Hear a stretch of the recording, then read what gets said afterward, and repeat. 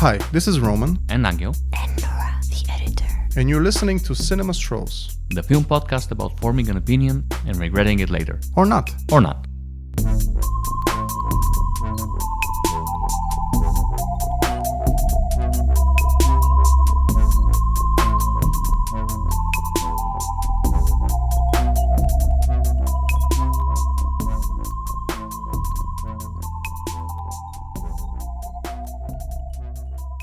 So we just watched Meek-y 17, the latest Bong Joon Ho film. I'm sorry if I'm mispronouncing that. I'm gonna let you talk for a little bit because I'm not really well versed in his filmography. So maybe we could start by talking about where he fits in your cinephilia. Well, I have very, I'm not going to say complicated. I really respect him as a director. He's made some films I love and some films I don't get why his beloved is there. Okay. So I remember seeing Memories of a Murder and I thought it was fucking fantastic. It's still my favorite Bong Joon Ho film. I have not seen Mother. So... and I think a lot of people think that Mother is one of the better ones, right? Yeah. It's considered one of his best. And of course he made Parasite and I love Parasite. I have seen... Was it The Host? Yeah, the one, the monster movie, yeah. Yeah, the one that Tarantino loved. And I never got... I mean, it's a lot of fun. And I never got why it was as beloved as it is. And I've also seen Snowpiercer. And I didn't get why people love it. And that's the one that everyone loves, right? This is the one that everyone loves? I think Snowpiercer is his biggest crossover Absolutely success. his biggest crossover success. It's what made him, kind of, I think. And this movie is in many ways like a sister film. I barely remember Snowpiercer. Yeah. And I have to confess something because I gotta be honest with whoever our listeners are. Yeah. I'm not well versed with him, to be honest.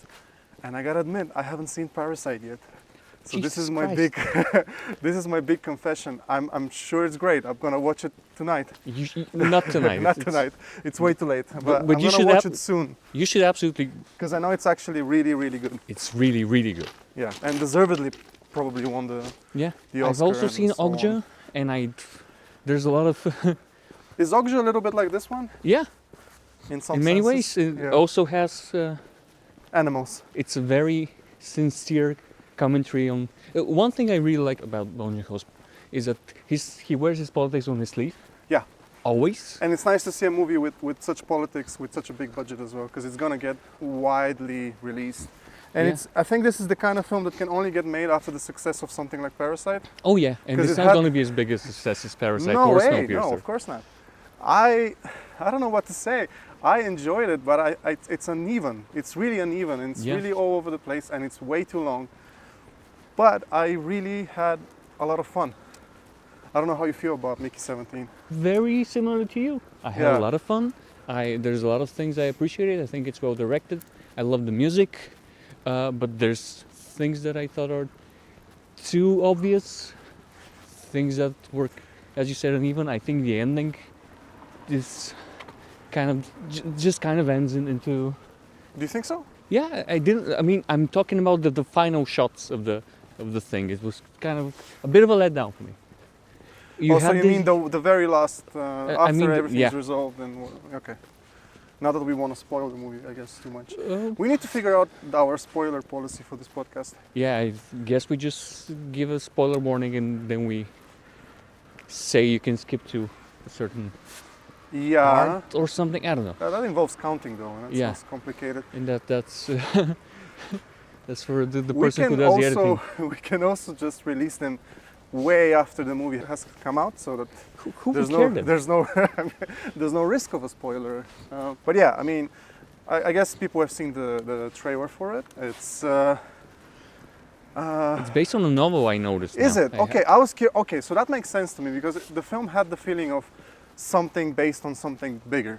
Yeah, well, the Snowpiercer is also based on a French comic book from the 70s or 80s. Okay, we need our fact checker and editor needs to check this, but it feels like if you told me it's based on a novel, I would believe you because it feels as though there's enough material in there for you to stretch it into something even longer. Yep. And maybe it would work better. But as it stands, it's like what, almost 3 hours? It's pretty long. It's over 2.5 hours, I think. Yeah. 138 minutes, something like that. And I think you could lose a pretty big chunk of it. Which chunk? Because honestly, I didn't mind the length. Like it was for me, it was entertaining the whole. Either lose it or whole way develop through. it better. I feel as though, you know, the side character, the second woman, Yeah. she was really underdeveloped for me. I felt like Good what point. was her? Okay, we should really talk about the story a little bit. So, go ahead, give us a short synopsis of what Meek-y 17 is about. Oh wow. Okay, so I'll do the next movie, I promise. Meek-y and his friend get into debt trying to open a macaroon business, Yeah, and they are chased by the mafia. So they're so desperate to escape that they decide to board a spaceship that is trying to create a new colony on a distant planet. And this spaceship expedition is organized by a failed politician who is very, very obviously Trump. Like Mark Ruffalo is not even hiding how much course, he's yeah. trying to play Trump. And it's kind of funny because they keep saying that, you know, he lost the last two elections, which is is not course Trump. no, is not true. Maybe there was a bit of wishful thinking Maybe. that this was gonna be sobering.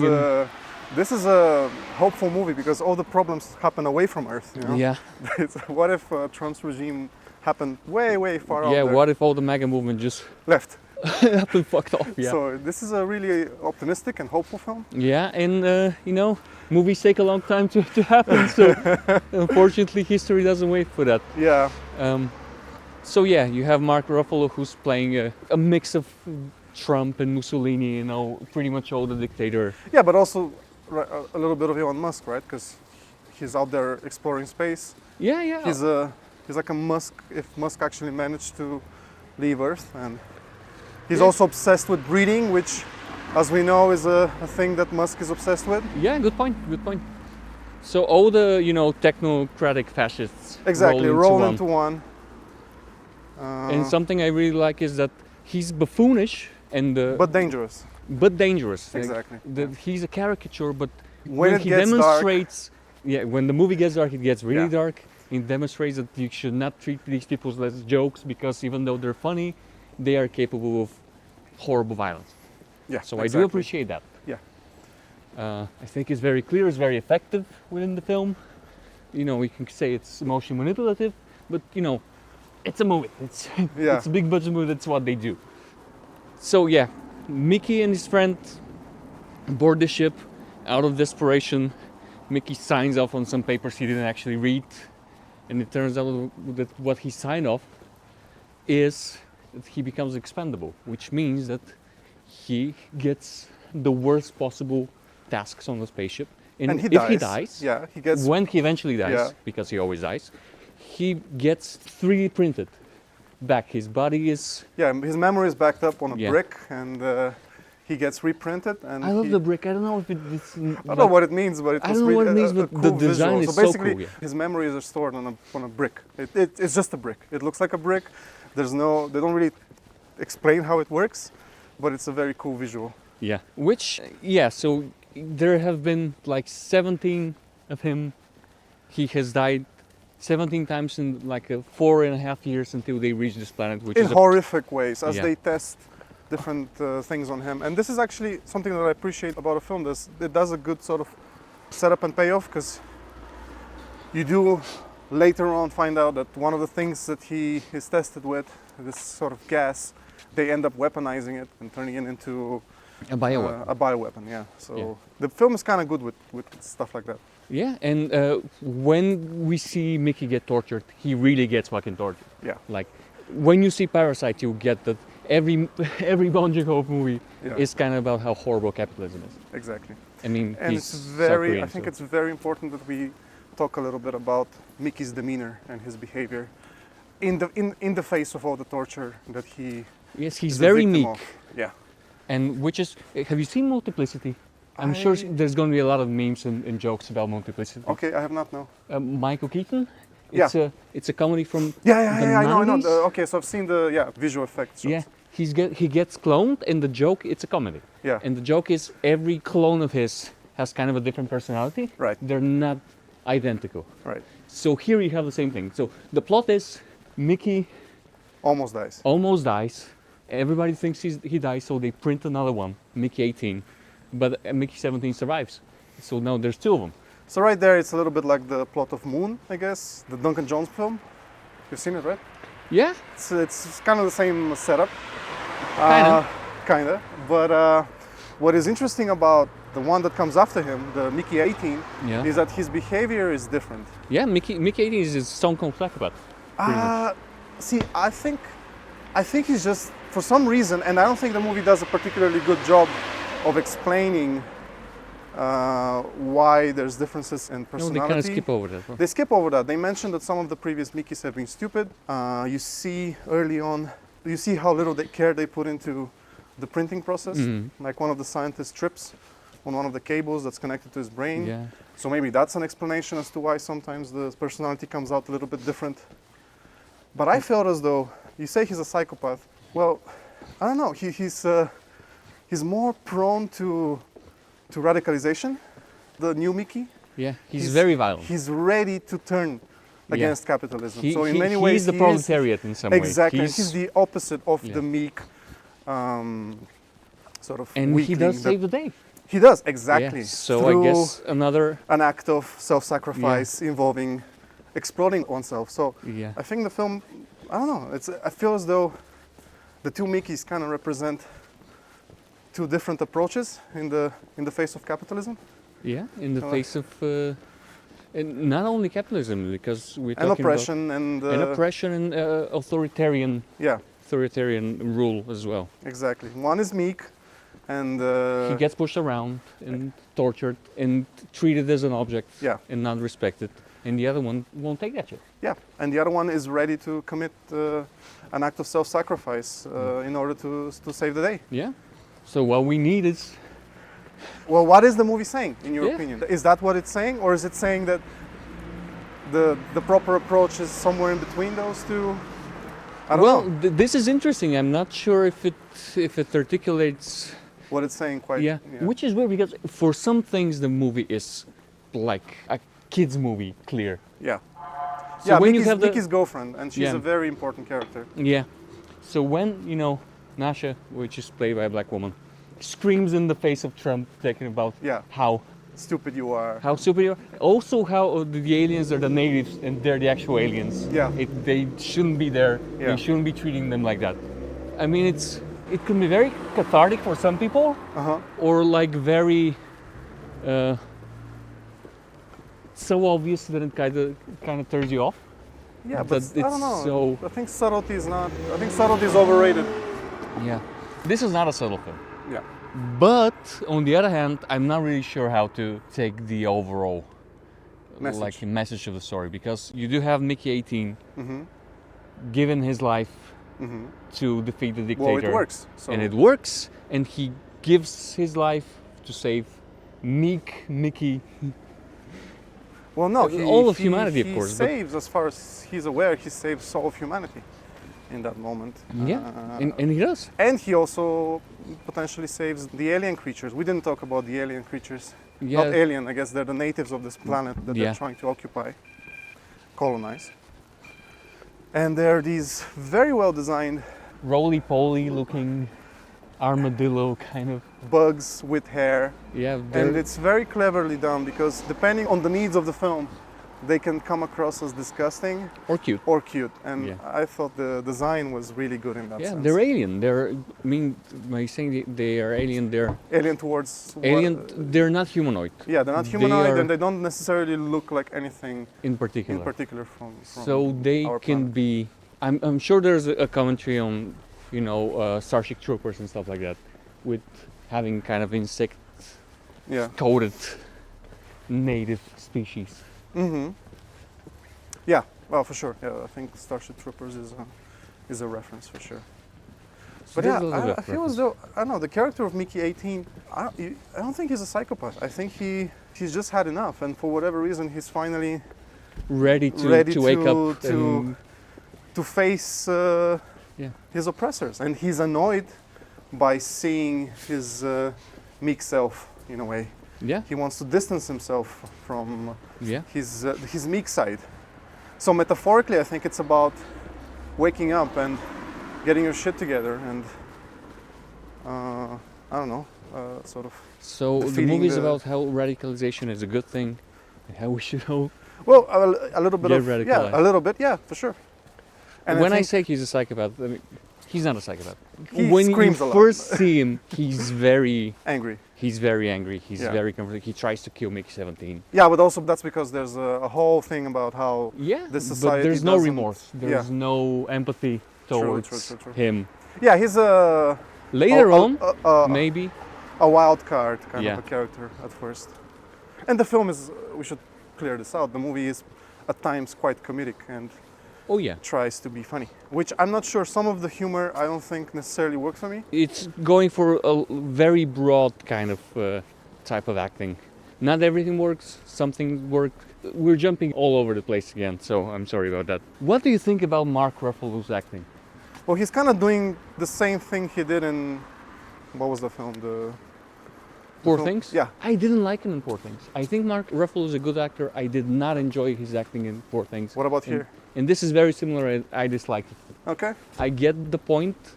I get the Trump impression. I get the also, you know, all I the liked dictators. it. I thought it was really funny. I mean, love he's Toni doing the- Collette, but Oh, she's great. She's really, yeah, she plays his wife. yeah, And who's the real boss, I guess. yeah, she's the brains of the operation a lot of the time. Yeah. Which is funny. I don't know. I just didn't click for me. His performance was kind of alienating to me. Didn't care for it. But I think the acting overall is pretty good. Yeah, what do you think about Pattinson's accent? It wasn't as distracting as it has been for me in like The Lighthouse or something. You can Okay. say that in The Lighthouse. It's intentional because he's somebody pretending to be somebody else. It's maybe he's trying to put on an accent or something.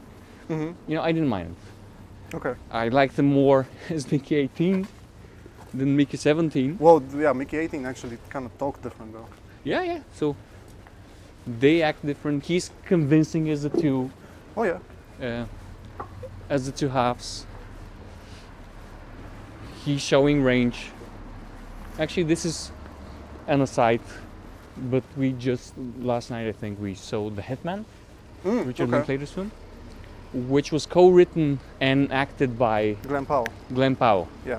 And pretty much the whole film is just a vehicle for Glenn Powell to Glenn show Powell to show that he's a range. very good actor. And okay. he's a very good actor. Okay. He's very good at playing kind of similar, very meek, Uh-huh. unassuming character who needs to pretend to be an a assassin. badass. Okay. But also he, in the story, he works for the police Uh-huh. and he impersonates hitmen Uh-huh. to entrap people.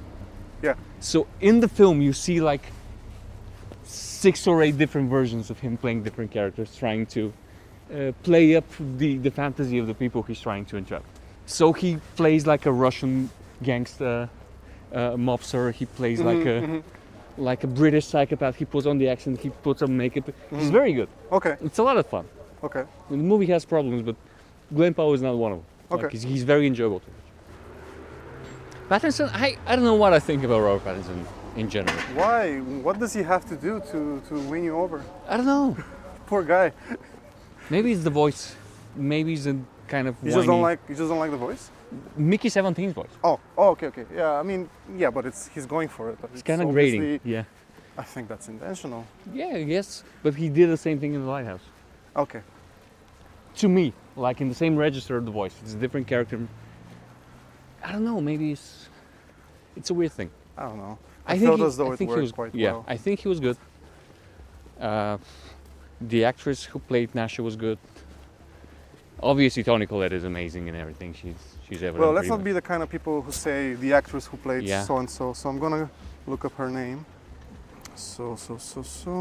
Naomi Aki. Oh, you were checking as well? Okay. Naomi Aki or Aki. Sorry if I'm mispronouncing that. Yeah. Yeah. She was pretty good. And I'm not sure where I've seen her before. That's a good Did she? question. Was she not? Hold on. Don't say anything. I will let you find out. Oh, okay. Yeah, I've seen her in one of the Star Warses, the new ones. Really? Okay. Like The doesn't- Accolade or something? No, the episode 9. Doesn't matter. Okay. She's really good, She yeah. was in Blink Twice, but I haven't seen Blink Twice. Yeah. I think she was in the last season of Master of None. Okay. I'm sure I've seen her in something because I recognize her and she's pretty good. What about Steven Yeun? Like, Steven Yeun is such a strange character. He's just this kind of lowlife who always So he plays his friend, the guy who got him in all of the Yeah. trouble, and he always manages to slip away Yeah. from responsibility. And I was wondering what what that was supposed to represent. Also, kind of reminds me of Well, he's another form of another bully for Meek-y to learn to stand up to. I feel like, because he was like the first boss before Yeah. Trump. Basically, Meek-y 17. There's a scene where it's a bit convoluted, but basically there's a scene where the Steven Yeun character has to kill Meek-y 17, and he almost convinces him that by letting him do it, it would be like a favor to him, and Meek-y 17, being so meek, is almost like yeah willing to let himself die, and it's Meek-y 18 who stands up says for it. fuck that Yeah. shit. So I feel as though he is a representation of he's there for Meek-y to learn to stand up to people who are trying to get one up on him, I guess. Yeah, but he doesn't though. Like Well, the Meek-y only 17 reason doesn't, but Meek-y 18 Me- and Nasha do. yeah. So I'm Yeah, kind but of- if you look at Meek-y 17 and 18 as like metaphorical representations of like what society, humanity, as a whole? humans, humans in the face of oppression. We all have a Meek-y 17 and a Meek-y 18 inside of us, right? We have the meek side who kind of goes along and wants Mm-hmm. to get by, and we have it in us to turn against those the oppressors. And the aggressors, the aggressive ones that stand up to oppression will be the ones who make life possible for the meek ones? The meek shall inherit well, the I earth? guess- How am I supposed to? I don't know. I guess it depends on. Well, no, because she wasn't meek, so like she didn't die either. Spoiler: she didn't die. I don't know. I don't think it's. I don't mind the message being that you need a little bit of violence Yeah. for oppressive regimes to crumble. At some point, enough is enough, I guess, is the point of the film. Yeah, but obviously it's not like the deepest analysis on the Trump era. It's not Politics. trying to be, It's though. not trying to be. It's a trying to be a popcorn good film. sci-fi movie as well. Yeah. It's a pretty solid one. It is and- kind of derivative, though. And when I said it's, and I don't know anything about the book it's based on, Mhm. but that's why I mentioned it's like a sister film to Snowpiercer. Okay. Because you know we have a frozen landscape again. You have vestiges of humanity Mhm. being, because it's pretty clear that the Earth they're leaving is doomed, pretty much, right? Yeah. They make it abundantly clear Mhm. that you see the ramifications of like global warming and stuff like that. So it's pretty clear when they leave Earth that Earth is probably doomed. So you have vestiges of humanity on a vessel Mhm. controlled by a dictator Yeah. who, but while Ed Harris was actually menacing and competent, Mhm. now we have. So it's exploring the same themes in light of the world now, like a decade or plus later. I don't remember when Snowpiercer came out. It's more than a decade now, I think. Yeah. And it's more farcical and it's funnier. So I say it's derivative because it's not something I've never seen again. Well, like I said, most of the elements, for example, the cloning aspect Mm-hmm. has been done for sure. The thing really reminded me of Moon. Also, I mean, just the aspect of one of them being supposed to die but not dying, Mm-hmm. the other one finding him. That's straight out of Moon. And obviously there's a lot of other stuff in it that's taken from all sorts of sci-fi Yeah, films. maybe it's a reference. It must be a reference. To To my what? mind, at least, because he's a very well versed in movies, I think. But yeah, I feel as though it's not like, obviously it's not like a life-changing movie, but honestly, I might remember it longer than the last movie we talked about. Oh, sure. Yeah. But what have you seen from Bong Joon Ho? Have you seen the whole? So I've seen The Host, but I barely remember it. I've seen Snowpiercer, and I think that's it. and I'm gonna have to catch up with Parasite, obviously. And please see Memories of a Murder. Yeah, I know that one is the greatest one. I think it might be a good idea to close out on talking a little bit about him as a filmmaker, since you've seen more of his stuff. Do you feel as though as he's becoming more and more mainstream, do you feel as though he's losing a little bit of that initial voice? Do you feel as though he's gone No. Hollywood? No. Which is something that people accuse Yorgos Lanthimos, for example, of getting Hollywoodized. Would you say that about this guy? No, I don't think so. Okay. I get the criticisms against Lanthimos in a way, because if you've seen He's gone further early away films, from are his very confrontational way. Mhm. It's very stylized. It's very like intentionally. I don't want to say intentionally impenetrable, because it's not impenetrable. It just doesn't care to easy win. It's very bleak. It's very static and controlled, Mhm. and it's very uncomfortable. Yeah. And he still plays with the uncomfortability. I haven't seen Kinds of Kindness. You've seen it.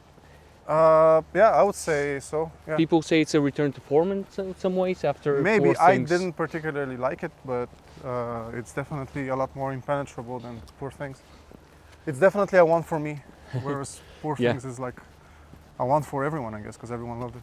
Yeah, it's a much more approachable film. The Favorite was a much more approachable film than his previous work. Bong Joon Ho, he has a particular approach and particular style, and if you've seen The Host, you can see a lot of the techniques again. Of course, it's much more slick now. I mean, Parasite is incredibly slick. Mhm. This is pretty slick, but you have a lot of the same film language Mhm. again, and he's never been. Yeah. Okay, so let's rephrase. I feel like he has always been an approachable director. Okay. If you've seen any of his films, especially, I'm thinking about The Host. Like when I saw The Host, I was like, yeah, that was pretty fun, but I don't see why people love it so much. Mhm. Something that I started appreciating later on is the tonal whiplash Uh-huh. of the film, because it's a film that very jarringly jumps from like farcical comedy And to horror would you to say action that to that's melodrama. something typical of Korean movies as well, overall? The tonal shifting, or is it more specific to him? I've seen it in like TV shows. Okay, let's be the typical white guy who doesn't know that much about Korean cinema. Well, you know more about it than I do. That's Sure, but let's compare Bong Joon Ho to Park Chan-wook. Park Chan-wook. Okay. the two names I know. The two names we know as white people. Yeah. Both of them are very stylized. Both of them are very slick. Mhm. But while you have all the inventiveness and trickery and editing and stuff like that in Park Chan-wook's film, and you do have comedy moments in it, you don't have this juxtaposition between the two. It's Okay. not as... It doesn't mix and match as much as Bong Joon Ho, for example. Uh-huh. Tonally, the films of Park Chan-wook I've seen most of them more cohesive, are more cohesive tonally. Yeah. And this is jumping from farce to to horror, Yeah. to melodrama, to some very disturbing animal cruelty, like in seconds. Mhm. And it still makes it work, Okay. which is great.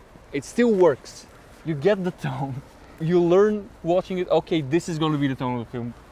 Jumping between all I like all that of these about the tones. film. I like it, I and really this liked is something that Bong Joon Ho is very good at.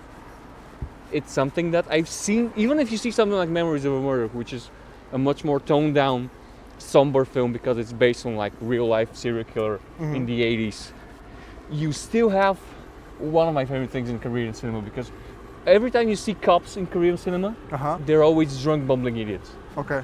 I've never seen a Korean film when they show any respect to police, even in movies about police people. Okay.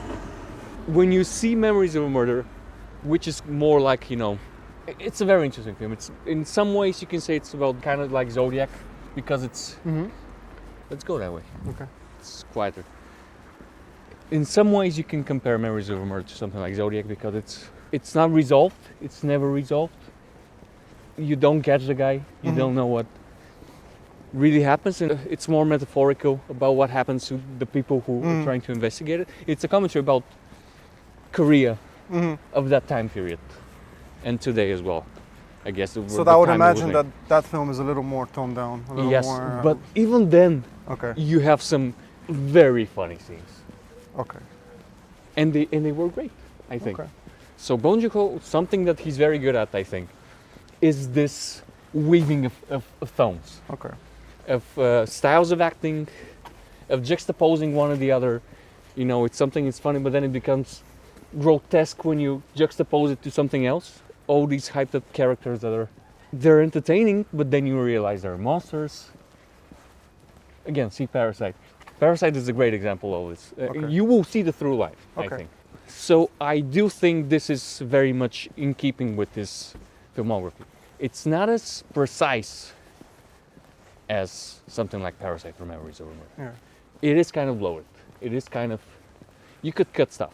Yeah, It but shows that it's based I on- like that he got away with it, and I like that he got to have the Warner Brothers logo at the beginning of this film. You know. Yeah, yeah.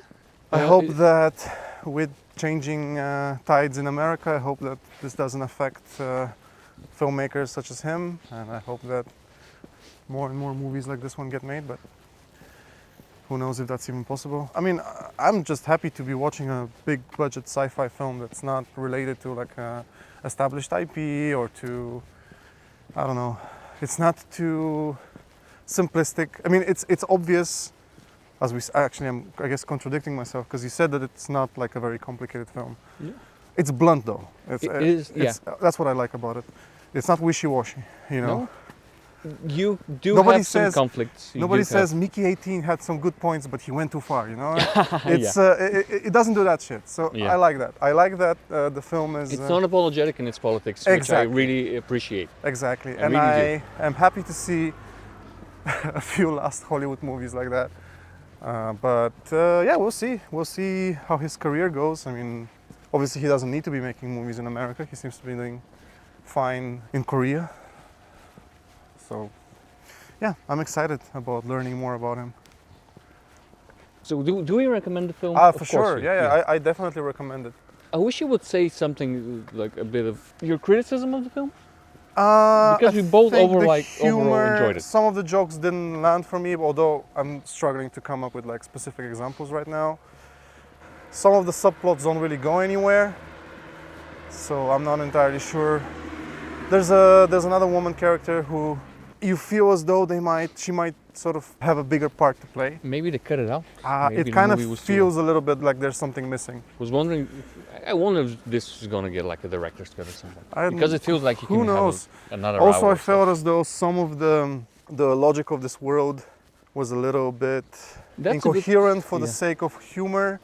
For example, the reason why they get in trouble to begin with is because they open a chain of what was it, macaroon stores. Yeah.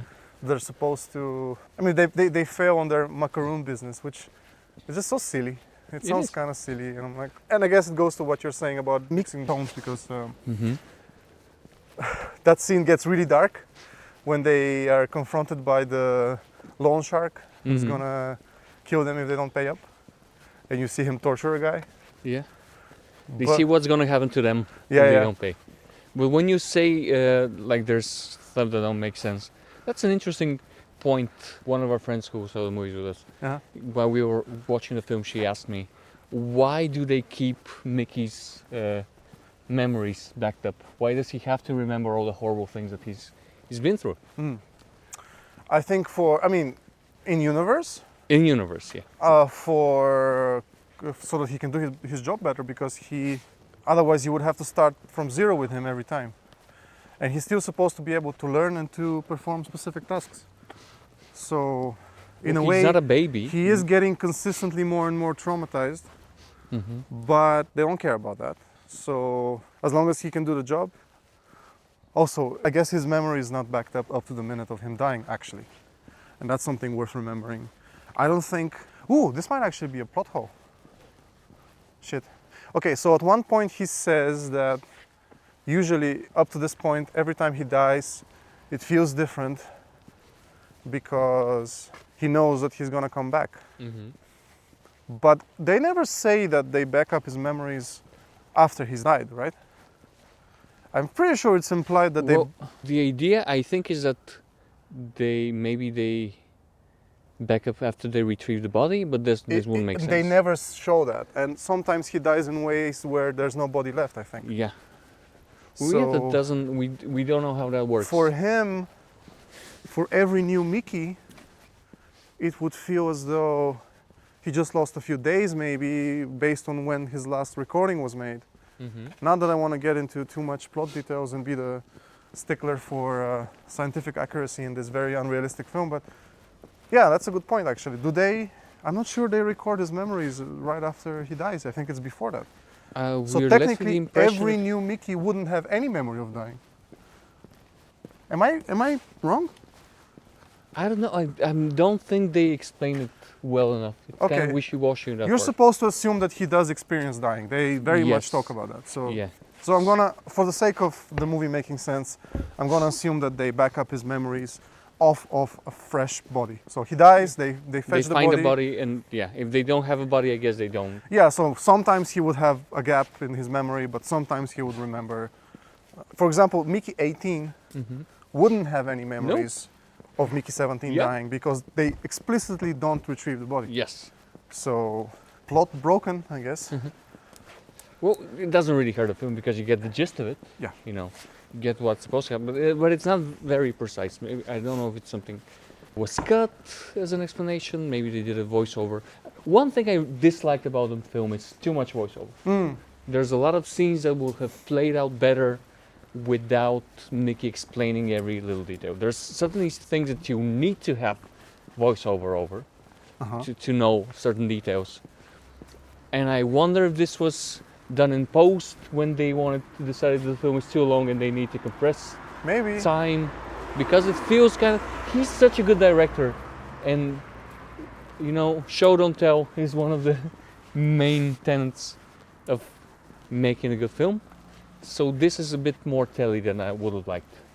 Yeah, that's true. You would need it at certain points, but it feels like exactly like a, you can tell it was a book because of this type of internal monologue. I guess the book was maybe written from the first person. So the Yeah, whole thing I would wouldn't be be like that. surprised if that's the case. I will need to check, correct me if I'm wrong.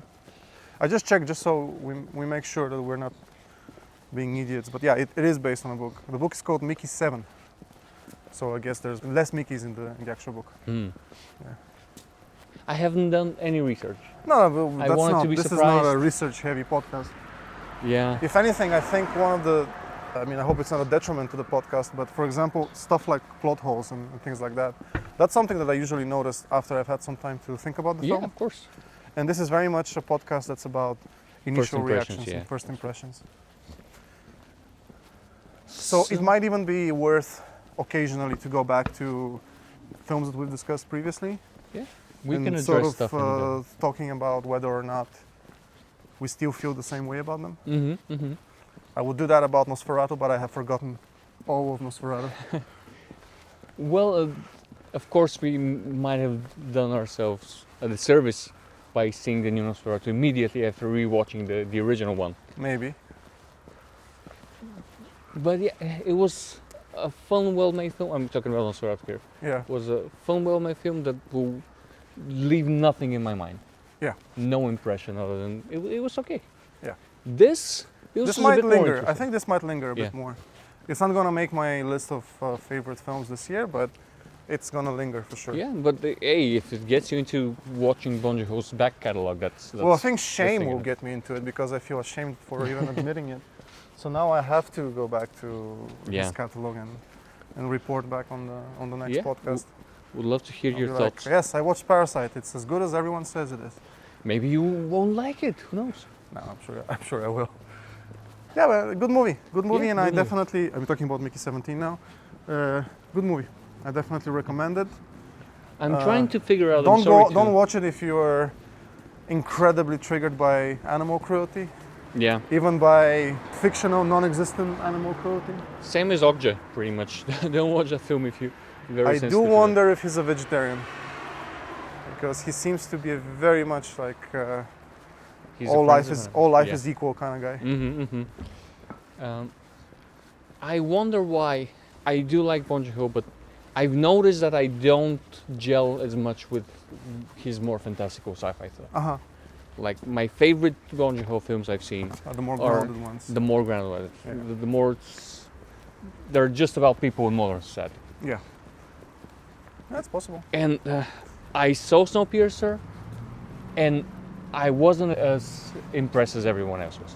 Yeah. It was fun. It had some neat ideas. It was politically very, very blunt.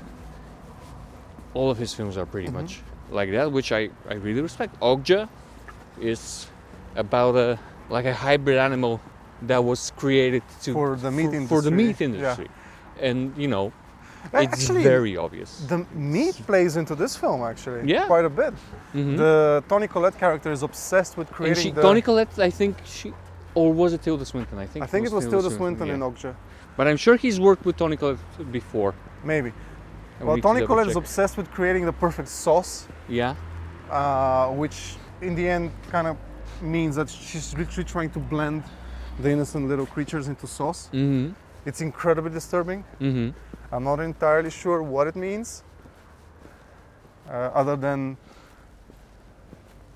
the sheer horror of it. Like, I don't know, like she has to consume Yeah. something precious and innocent. But also they live in a world where all the food is synthetic, so maybe she's going for, Finally, some fresh ingredients. yeah, she's trying to find the fresh new sauce that's gonna make, yeah, exactly. She's trying to find the sauce that's gonna make her disgusting meat Palatable. palatable. Yeah. The synthetic disgusting meat, the future And meat she's they gonna eat. grind some babies for that. Exactly, yeah. Um, Not sure what it means, but it's a good image. Yeah. So, what I was trying to say is that when you see his more grounded work, it seems to be much more tight, a lot more precise, Uh-huh. and his sci-fi stuff is a lot more uneven and kind of bloated Uh-huh. and trying to cram too many ideas. So maybe With- that's just his taste towards sci-fi. Might be. Yeah. And I feel like, yeah, in many ways it's just his taste. He likes this kind of, When it comes to Grand sci-fi, operatic he stuff. likes the stuff being like a little more out there. yeah. And he's trying to, again, juxtapose this kind of Hollywood spectacle Yeah, with a more intimate, you know, humanistic definitely humanistic. themes. Yeah, He's very humanistic. good. I think that's the Yeah, the we measure all of like the that. measure of a good film is whether or not it's humanistic as far as. Is your as- concern? Yeah, these days, yeah, kind of. Yeah, it's very sincere in its vision. It's not cynical. It can be cruel. It wants to make perfectly clear that the villains are irredeemable. Mhm. Which, yeah, it's blunt, but we need blunt. I guess you need blunt to I'm gonna spoil. Yeah, I'm gonna spoil fight something. blunt.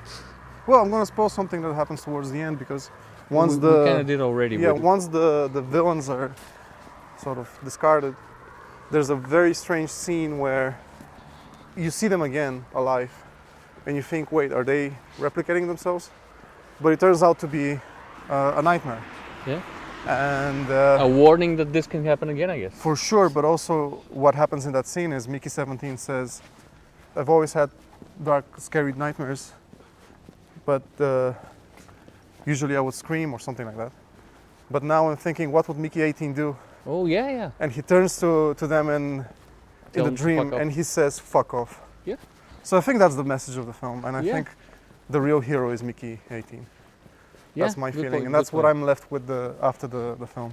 Actually, it's incredibly blunt when you put it like that. It's Yeah, very I'm clear. not. Maybe you could have gone a little bit further to explain why Mickey 18 is different. Maybe you could have had an in-universe explanation as to why. You can say maybe it's all the trauma. I'm not a big fan of this. I don't think it. See, This reading. Yeah, but I'm also not a fan of the reading that is just random, like somebody tripped or something and now he's ready to be a revolutionary. Well, you can say that, if every Mickey is a different person, just because we are all different people, one day Good point. a person ready to do the thing will be born. Yeah. Yeah, maybe. Maybe I it's think as if the simple as that. film, if the film did a little more to explain Mickey 18's awakening, I would have enjoyed it a little bit more. But I mean, whatever. The movie that we watched was good. I liked it, and I'm gonna check out all of his other stuff. Yeah. Cool. Yeah, thinking about the ending put like that, because it feels weird to me, because you have this scene when, he has the typer, and it's very clearly, this can happen again, this is lingering. So when it happens again, think back to what Mickey 18 says, The sacrifice, or what he would do, and just punch a tell Nazi. the fascists to just punch a Nazi, tell the fascists to go fuck off. Good. But then, they explode. Yeah, they destroy the the- cloning machine and society is restored. I mean, there's a scene after the dream, Yeah. which I don't actually remember. That's a nothing burger that was kind of Yeah. left with. You're, It would have been much more It should have impactful. ended. It should have ended on that scene, on the nightmare when he says "fuck off." Yeah, well, you need to see the That he's- explosion of that the, he's waking- the thing, but they didn't need like the final few words of the What monologue. happened afterwards? I don't even remember. It was nothing. What was the last shot? It just him clapping to Nasha, I think, or something like that. Okay. He said something that I felt like it wasn't kind of inconsequential, and it kind of brought the energy down after the Yeah, the yeah, dream yeah, yeah, sequence. So that was an odd decision. I Yeah, felt. I guess if you, with a few small tweaks, you could make that ending a lot more punchy. Yeah. But still, a lot of good stuff. A lot of, go punch a Nazi kind of energy. Yeah, Which well, we the love. world needs that, and Yeah, and we love this on this I'm podcast. sure Dave Zaslav will watch the film and be like, "Wait, what? Cancel, delete it. Don't put it on Max." My feeling, I don't think it's an amazing film. I think it's a lot of fun. I recommend people go watch it. I don't think it's gonna be like a Parasite or No, for sure Snowpiercer level. No, the critical consensus is that the film is a mess, actually. Yeah, I don't think it's such a mess. It's not as messy as I expected, Yeah, based on what people have been talking. yeah, But yeah, I think it's a lot of fun. yeah, it's a recommend. Yeah, And check it out. until next time, go punch a Nazi. yeah. I mean, you want to say something else? Or? No, Okay. go punch a Nazi.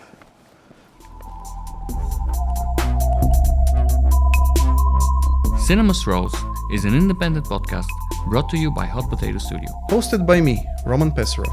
And me, Angel Radev. Production, graphic design, and editing by me, Noura Al Kadri. Music by Angel Radev. You can find us everywhere at Cinema Strolls. Follow us on Instagram and support us on Patreon and Ko-fi. Listen to us on Spotify, Apple Podcasts, and YouTube. Make sure to rate us, it really helps our show.